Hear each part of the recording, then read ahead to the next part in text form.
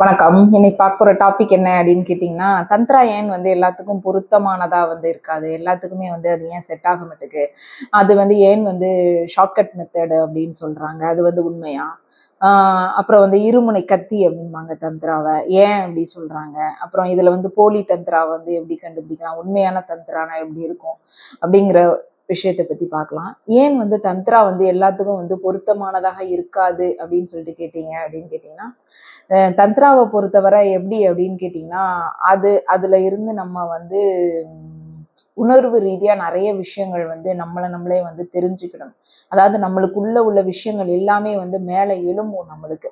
அதை முதல்ல அக்செப்ட் பண்ணணும். முதல்ல ஏற்றுக்கொள்ற மனநிலை இருந்தால்தான் நம்ம இந்த தந்த்ராவே எடுக்க முடியும். இல்லை அப்படின்னு கேட்டிங்கன்னா பாதியில அதை கண்டினியூ பண்ண முடியாது உங்களுக்கு.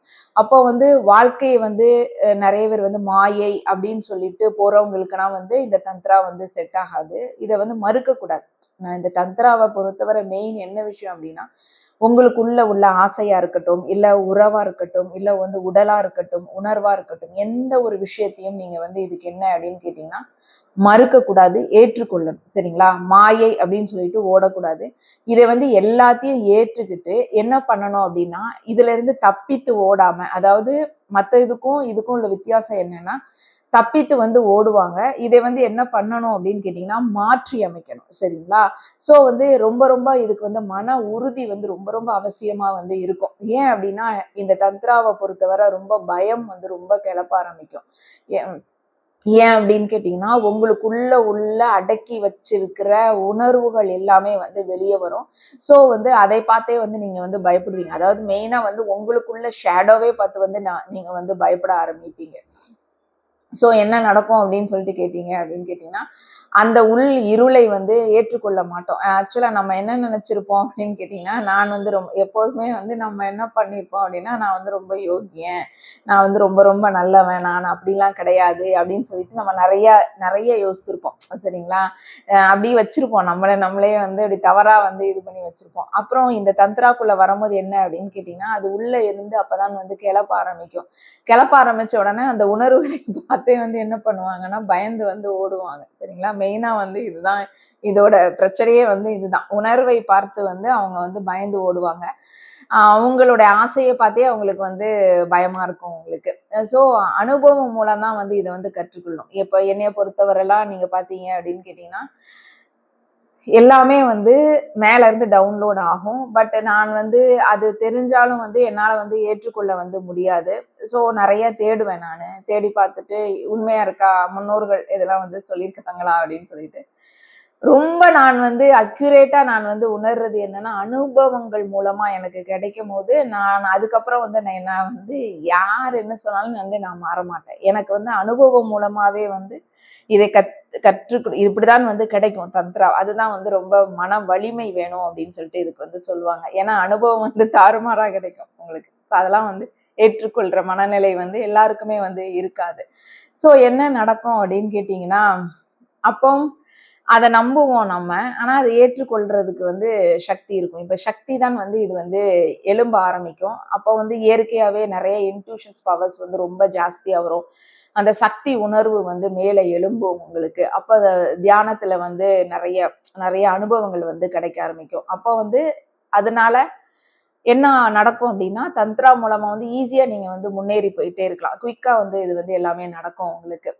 அப்போ நம்ம என்ன என்ன நினைக்கணும் அப்படின்னு கேட்டீங்கன்னா, இது இறையுடனான ஒரு உறவு. அப்போ ஒன்றிணைய வேண்டும். இறையோடு நம்ம ஒன்றிணைக்க வேணும் அப்படின்னு சொல்லிட்டு. அப்ப பக்தி பாதையில என்ன சொல்லுவாங்கன்னா, நான் அடிமை, நான் உனக்கு அடிமை, நான் அடியேன், நீ இறை, அந்த மாதிரி கான்செப்ட் பண்ணுவாங்க. பட் தந்த்ராவை பொறுத்தவரை நம்மளோட உணர்வே நம்மளுக்கான ஒரு நம்மளே ஒரு சக்தியா இருந்து இதுல செயல்பட ஆரம்பிப்போம்.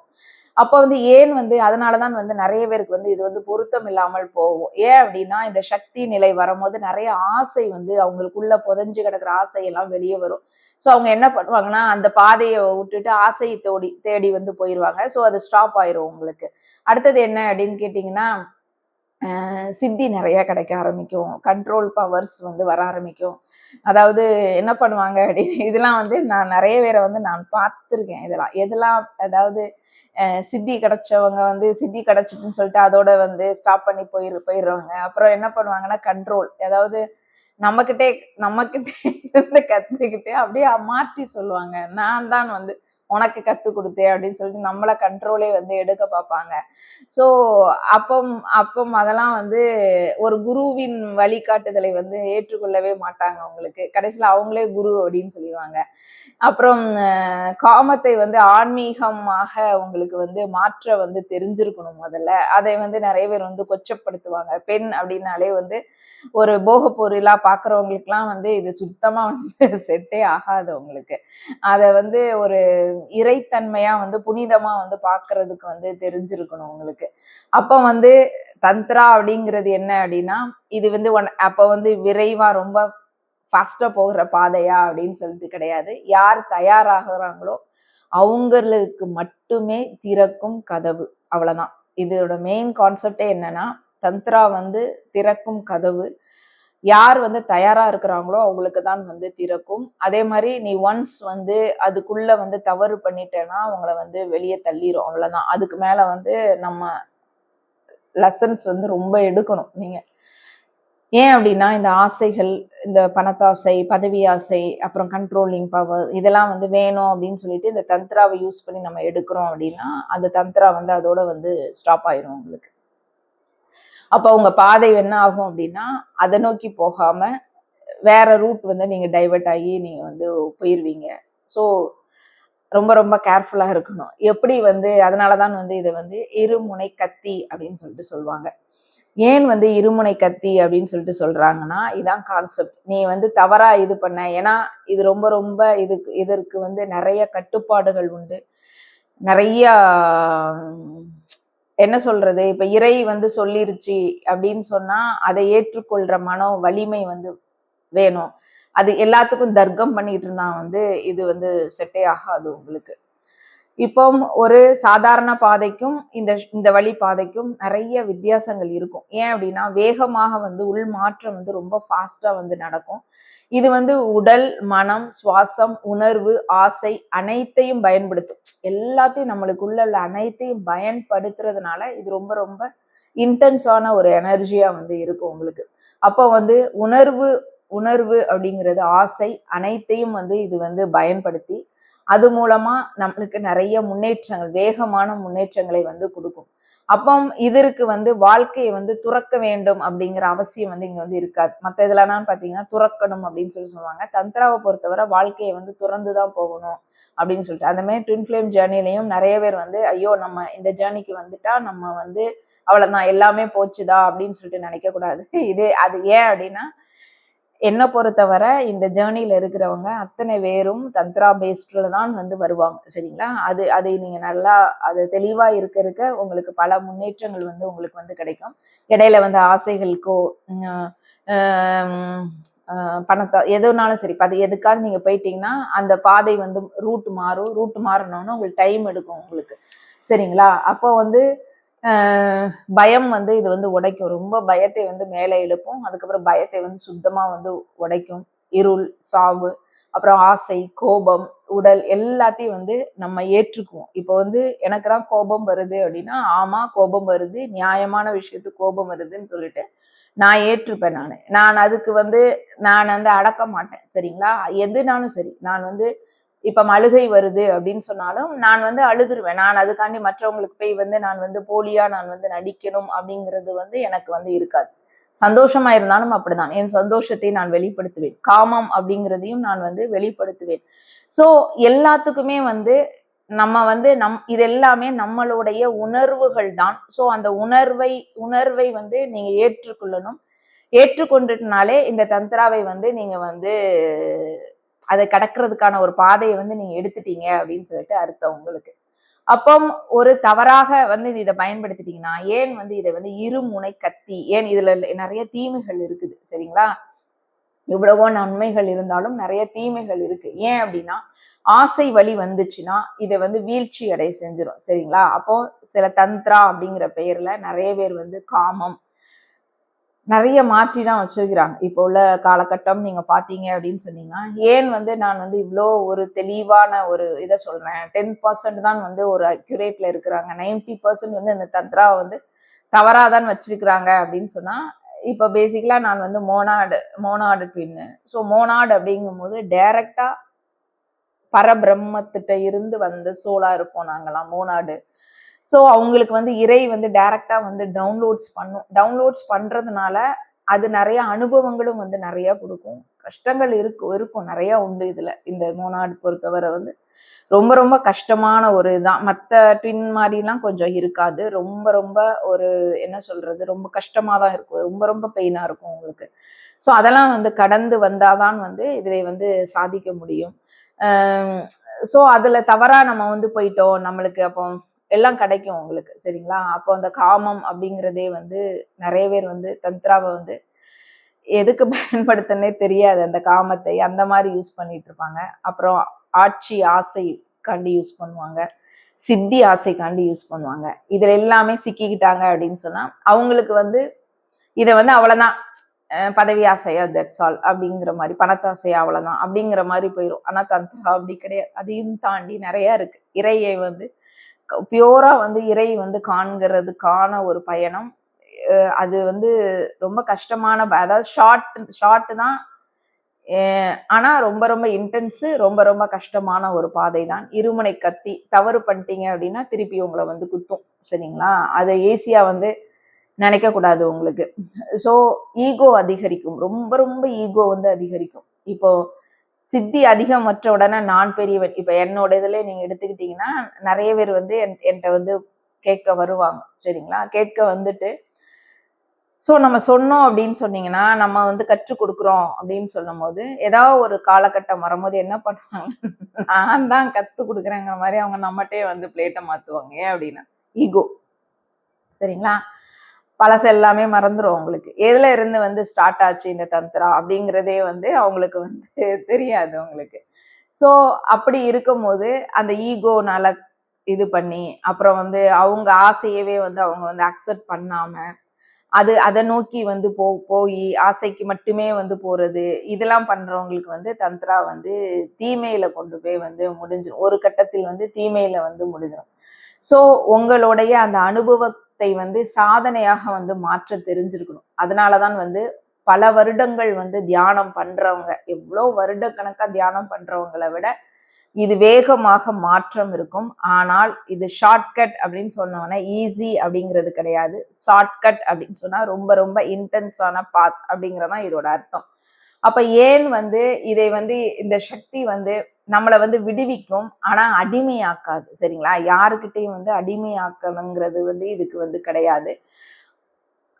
எப்படி வந்து இவங்க இது டைவர்ட் ஆகாங்க இந்த காமத்தினால அப்படின்னு சொல்லிட்டு கேட்டீங்கன்னா, காமம் வந்து பரவச ஆன்மீகமாக்கும். இப்ப எனக்கெல்லாம் வந்து பிளிஸ் மூமெண்ட் தான் ஃபுல்லும். ஸோ நான் அதுதான் எனக்கு பிடித்தமானது. ஸோ அது வந்து பிளிஸ் மூமெண்ட்ல வந்து எடுத்துக்கிட்டேன். சில பேர் வந்து இதை அடிமைத்தனமாக மாற்றி அவங்கக்கிட்டயே அவங்க வந்து அவங்க போன்னு சொன்னாலும் இதுதான் வந்து இருமுனை கத்தி அப்படின்னு சொல்லிட்டு நான் சொல்றேன். இப்ப வந்து இந்த காமம் வந்து அவங்களுக்கு புரியலைன்னு வச்சுக்கோங்களேன். பேசிக்கலா வந்து அவங்களுக்கு தெரியல. ஒருத்தவங்களுக்கு வந்து நீங்க வந்து கத்து கொடுத்துட்டீங்க, இல்ல வந்து ஏதாவது சொல்லி கொடுத்துட்டீங்க அப்படின்னு சொன்னா அவங்க வந்து உங்களுக்கு அடிமையாயிருவாங்க. சரிங்களா? அப்போ எனக்கு வந்து இப்ப நான் வந்து ஒரு நல்ல தந்த்ராவா, நான் பிராக்டிஸ்னரா வந்து நான் இருக்கிறேன் அப்படின்னு சொன்னா அவங்க எனக்கு அடிமை ஆகிறதை வந்து நான் அலோவ் பண்ணக்கூடாது. இதுதான் போலி தந்த்ரா அப்படின்னு சொல்லிட்டு சொல்றேன் நான். ஸோ அந்த காமம் அப்படிங்கிறது அவங்க அடிமையாதான் வந்து கிடப்பாங்க. ஏன் அப்படின்னு சொன்னா அவங்களுக்கு அந்த காமத்தை கடக்க தெரியாம எங்ககிட்ட வந்து அடிமையா இருக்கிறாங்க அவங்களுக்கு. ஆனால் நீங்கள் ஒரு பிராக்டிசனரா இருக்கிறவங்க எப்படி இருக்கணும்னா அந்த அடிமைத்தனம் இருக்கக்கூடாது அப்படிங்கிறதை எவன் ஒருத்தன் வந்து அவங்களுக்கு கற்றுக் கொடுக்கிறானோ அவன்தான் வந்து உண்மையான தந்த்ரா பிராக்டிசனரா இருப்பாங்க. சரிங்களா? புரியும்னு நினைக்கிறேன் நான். ஸோ அடுத்தது என்ன அப்படின்னு கேட்டீங்கன்னா ஞானம் கிடைக்கும். சரிங்களா?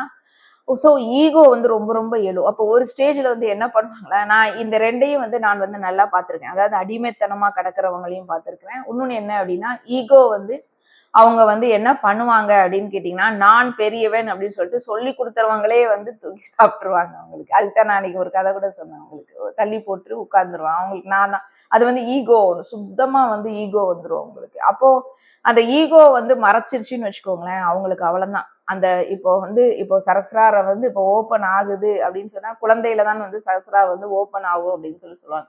ஸோ நீ இருக்கிற குழந்தையா மாறணும், இதுதான் வந்து கான்செப்ட் இங்க. சரிங்களா? நீங்க வளர்ந்து வந்த போது அது எல்லாமே மூடிரும். மூடினவரு எல்லாமே நீங்க வந்து மறந்துடுவீங்க, எல்லாம் பண்ணுவீங்க, நார்மல் இதுல இருப்பீங்க. ஸோ இந்த ஆன்மீகத்துக்குள்ள வந்து இந்த பயணத்துக்கு வந்த பிறகு என்ன ஆகும்னா, திருப்பி நீங்க கீழே இறங்கி இறங்கி இறங்கி வந்து குழந்தையா மாறும்போது இந்த சகஸ்ரா ஓப்பன் ஆகும். ஸோ அந்த குழந்தை வந்து எந்த மென்டாலிட்டியில இருக்கோ அந்த மென்டாலிட்டி இருக்கும்போது சகஸ்ரா ஓப்பன் ஆகுமா?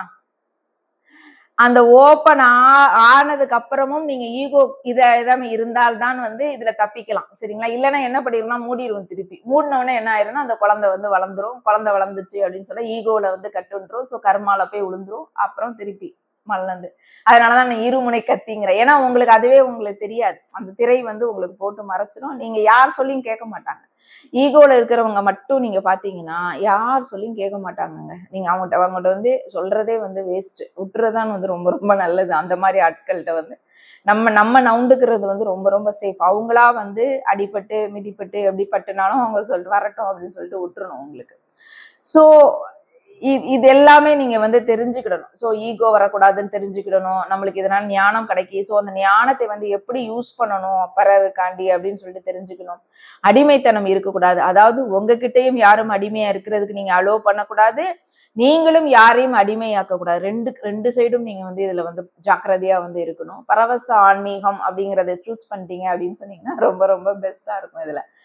சோ இதுலதான் வந்து நான் சொல்றேன், போலி அப்படின்னு சொல்றது வந்து இந்த கான்செப்ட்ல தான் வந்து உங்களுக்கு வரும். ஏன் அப்படின்னு கேட்டீங்கன்னா, போலி தந்திரம் அப்படின்னு ரொம்ப ரொம்ப பயம் காட்டிட்டே இருக்கும். இது வந்து என்ன சொல்லும் அப்படின்னு கேட்டீங்கன்னா, சாபம் இருக்கு உனக்கு, இப்ப அது நடக்கவே இல்லை அப்படின்னு சொல்லிட்டு ரொம்ப நாள் இழுத்துச்சு அப்படின்னு சொன்னா அது வந்து போலி. ஏன் அப்படின்னு சொன்னா எதையாச்சும் குற்றம் சாட்டிக்கிட்டே இருப்பாங்க. உனக்கு சாபம் இருக்கு, உனக்கு ஏதோ தடுப்பு இருக்கு, உன்னை யாரா கட்டி கட்டி இது பண்ணிருக்காங்க, பணம் வேண்டும், அது வேண்டும். ஏன்னா அவங்களோட நோக்கம் வந்து பணத்தை மட்டும் பறிக்கிறதா இருக்கும். இப்ப போலி தந்திரா தான் நிறைய நடமாடுது. ஏன் அப்படின்னு சொன்னீங்கன்னா, பணத்தாசை, அதுக்கப்புறம் பதவி ஆசை, இதுக்காண்டி என்ன பண்றதுன்னா அவங்கள வந்து ஒரு பயம் மூடுலே வந்து வைக்கிறது. உனக்கு அவங்களுக்கு வந்து தந்திரா பேஸ் பண்ணி போனீங்கன்னா நீங்க வந்து அவங்க கரெக்டா இருந்தாங்கன்னா கரெக்டா மூவ் ஆகும். ஆனா அவங்கள வந்து இவங்களும் சரி கிடையாது, அவங்களும் இது பண்ணும்போது அவங்கள ஒரு விதமான பயம் இது பண்ணி, இந்த பாரு உனக்கு சாபம் இருக்கு, உன்னை யாரோ வந்து கட்டி வச்சிருக்கிறாங்க. ஸோ பலவாறு அவங்க சொல்லி வந்து அவங்கள பிரெயின் வாஷ் பண்ணி பணத்தை பறிக்கிறதுக்குனே வந்து அவங்க வந்து இது பண்ணுவாங்க. ஸோ ஆசையை வந்து ரொம்ப உயர்த்தி காட்டுறதுக்கு உயர்த்திடும் உங்களுக்கு. சரிங்களா? அப்போ வந்து அத அத பரவாயில்ல நீ ஆசைப்படு ஆசைப்படு அப்படின்னு சொல்லிட்டு ஆசைப்பட்டு பட்டு போனா அவ்வளவுதான். அதுக்கப்புறம் தந்திரா வந்து நின்றும் அதெல்லாம். சோ ஆசையை வந்து ஊக்குவிக்கும். சரிங்களா? ஆசையை வந்து இது வந்து எப்படி கன்வெர்ட் பண்றது அப்படிங்கிறது தெரிஞ்சிருக்கணும். இது வந்து போலி தந்திரா வந்து உயர்த்தி காட்டி உன்னைய மேல இருந்து அப்புறம் தள்ளி விட்டுரும். அவ்வளவுதான், அது முடிஞ்சிச்சு அப்படிங்கிற மாதிரி கான்செப்ட் வந்து போயிடும் உங்களுக்கு. அப்போ போலி குரு இதுல வந்து எப்படி இருப்பாங்க அப்படின்னு கேட்டீங்கன்னா, அவர் வந்து உன்னை வந்து உனக்கான ஒரு பவர்ஸை தான் வந்து காட்டுறதுக்கு தான் அவங்க வந்து இருப்பாங்க. இப்போ உனக்கு எவ்வளவு சக்தி இருக்கு, உனக்கு வந்து எவ்வளவு பெரிய பவர் இருக்கு அப்படின்னு சொல்லிட்டு அவங்க சொல்லி கொடுக்கதான் வந்து வருவாங்க. இப்போ தந்திரால வந்து நீங்க பிராக்டிஸ் பண்றீங்களா, இனி யார் உனக்கு எவ்வளவு பவர் இருக்கு, அததான் வந்து ஒரு நல்ல குரு வந்து எழுப்பணும். சரிங்களா? அவங்கள வந்து தாழ்த்தவே கூடாது. அவங்களுக்கான இப்ப நான் இருக்கிறேன் அப்படின்னா என்னை விடவும் நிறைய ஒரு இது பண்ணி இருக்கிறவங்களும் வந்து இருக்கலாம். சரிங்களா? சோ அவங்கள பார்த்து நான் பொறாமையும் படக்கூடாது, அவங்க வயந்துடக்கூடாது அப்படின்னு சொல்லிட்டு நான் சொல்லியும் கொடுக்காமையும் இருக்கக்கூடாது. இப்படி இதெல்லாம் வந்து உண்மையான ஒரு தந்திரா பிராக்டிஸ்னருக்கான அடையாளங்களா இருக்கும். அப்போ வந்து இது ஈகோ வளர்க்கும். அதெல்லாமே தெரிஞ்சது தானே, இதெல்லாம் வருங்க, இதெல்லாம் வரும், எல்லாமே செய்யதான் செய்யும். அதை எப்படி நீ ஹேண்டில் பண்ற, அதுலதான் நீ இந்த டெக்னிக்கே வந்து இருக்குது. சோ அப்ப நான் சக்தி பெற்றவன் அப்படிங்கிற ஒரு ஈகோ வந்து வந்துடக்கூடாது. நான் தான் வந்து அட்ராக்ஷன் மாஸ்டர். சோ நிறைய பேர் என்ன அப்படின்னா, நான் சித்தி பெற்றிருக்கேன், நான் அட்ராக்ஷன், என்னை பார்த்து பல பேர் அட்ராக்ட் பண்ணிட்டு வருவாங்க. இதெல்லாம் தந்திராவுடைய நோக்கமே வராது. முதல்ல இந்த அட்ராக்ஷன்ஸ் காட்டுறது, அதுக்கப்புறம் வந்து நான் தான் வந்து சித்தி பெற்றிருக்கேன்னு சொல்லிட்டு எனக்கு எல்லாமே தெரியும் அப்படிங்கிற மாதிரி சொல்றது, இதெல்லாம் வந்து உண்மையான தந்திரா பிராக்டிஸ்க்கான போலி போலி குருமார்களுக்கான அடையாளங்கள் உங்களுக்கு. அப்போ உனக்கு வந்து என்ன தெரியும் லாஸ்டா, இந்த உண்மையா நீ வந்து தந்திரா நீ வந்து எடுத்திருக்கிற அப்படின்னா, அப்ப என்னதான் வந்து இந்த தந்திரா வந்து கொடுக்கும் உண்மையா அப்படின்னு சொல்லிட்டு கேட்டீங்கன்னா, அமைதியாக்குதா அப்படின்னு சொல்லி பார்க்கணும். மெயினா உன்னை வந்து அமைதியாக்கி இருக்கா, அன்பா மாறி இருக்கா அப்படின்னு சொல்லிட்டு பார்க்கணும். இருக்க இருக்க உனக்கு அன்பு கூடிக்கிட்டே இருக்கணும். முதல்ல நம்மளுக்குடைய ஒரு ஒரு அன்பா வந்து இருக்கும். அதுக்கப்புறம் நம்ம குடும்பத்தின் அன்பா மாறும், அதுக்கப்புறம் சமுதாயத்தின் அன்பா மாறும், அப்புறம் உலகத்தின் அன்பா மாறும். எல்லாமே ஒன்னஸ் அப்படிங்கிற கான்செப்டுக்கு வந்து போகும். ஸோ இதெல்லாமே நீங்க போகுதா அப்படின்னு சொல்லிட்டு நீங்க வந்து பார்க்கணும். மெயினா உங்களை நீங்க உயர்த்திக்கிட்டே போகணும். உங்களுக்கு எப்படி அப்படின்னு சொன்னீங்கன்னா, எல்லாமே ஒண்ணுதான் அப்படிங்கிற மென்டாலிட்டி வருதா? ஏன்னா ஒளியில உருவம் அப்படிங்கிறதுலாம் கிடையாது. ஒளி இருந்துதான் நம்ம வந்து வந்திருக்கிறோம். அந்த ஒளி அப்படின்னு சொல்லிட்டு சொல்லும் போதே என்ன அப்படின்னு கேட்டீங்கன்னா, அப்ப ஒளி அப்படிங்கிறது என்ன உங்களுக்கு? இதுல எப்படி வந்து ஒன்னஸ் தானே வரும் உங்களுக்கு, பிரிவுகள் அப்படின்னு சொல்லிட்டு உங்களுக்கு வந்து வராது இல்ல. ஸோ அந்த அப்ப எல்லாரும் ஒண்ணுதான் அப்படிங்கிற கான்செப்ட் வந்து உனக்கு ஏற்றுக்கிட்டு மனம் வந்து அமைதியா இருக்கா அப்படிங்கிறது தான் வந்து இதுல வந்து பார்க்கணும். பயம் குறைஞ்சிருக்கா, மெயினா வந்து பயம் குறைஞ்சிருக்கா. அப்ப பயம் குறையணும். ரொம்ப தூக்கும் பயம், பயம் வரும், எல்லாம் கிளப்பும். ஆனா அந்த பயம் வந்து உனக்கு குறையுதா? அதனாலதான் நான் வந்து சொல்றேன், உங்க ட்வின்னா வந்து ஒரு கான்செப்ட் மேல உங்கள்கிட்ட வந்து பேசல அப்படின்னு சொன்னா நீங்க வந்து தெரிஞ்சுக்கிடணும். அவங்களுக்கு வந்து இன்னும் அவங்க கரெக்டான மெத்தட்ஸ்க்கு வந்து போகல அப்படின்னு சொல்லிட்டு தெரிஞ்சுக்கணும். இந்த தந்திரா வந்து நீங்க வந்து ப்ராக்டிஸ் பண்ணி கரெக்டா, ப்ராக்டிஸ் அப்படின்னு கிடையாது, இது வந்து இயற்கையாவே நம்மளுக்கு இருக்கும் ரெட்டைச்சுடர் பயணத்துல. ஏன்னா நம்ம வந்து உள்ள மேஸ்குலினையும் நம்ம ஃபெமினைனையும் நம்ம எப்பவுமே வந்து நம்மளுடைய டிவைனை வந்து நம்ம காடா தான் வந்து நம்ம கடவுளா தான் எல்லாருமே ஏதாவது அவங்களுக்கு பிடித்த ஒரு கடவுளா தான் வந்து நினைச்சிருப்போம். அது ஆட்டோமேட்டிக்கா சோல் கனெக்ஷன்ஸ் ஒன்று நம்மளுக்கு இயற்கையாவே அது நடக்கும். நம்மளுக்கு யாருமே வந்து ஒரு காமத்துக்காண்டி வந்து போகவே மாட்டாங்க. நம்மளோட பயணமே அப்படிதாங்க. அதுதான் பல பேருக்கு வந்து இது புரியாம தான் இருக்கும். இல்லை நீங்க வந்து அட்ராக்ஷன்ஸ் காண்டி போகுது, அவுட் அட்ராக்ஷன்ஸ் வந்து இதுல வந்து எதுவுமே இருக்காது, எதுவுமே கிடையாது. Only the soul. அந்த சோல் அப்படிங்கும் போது அதுல வர அட்ராக்ஷன் தான் வந்து இருக்கும்.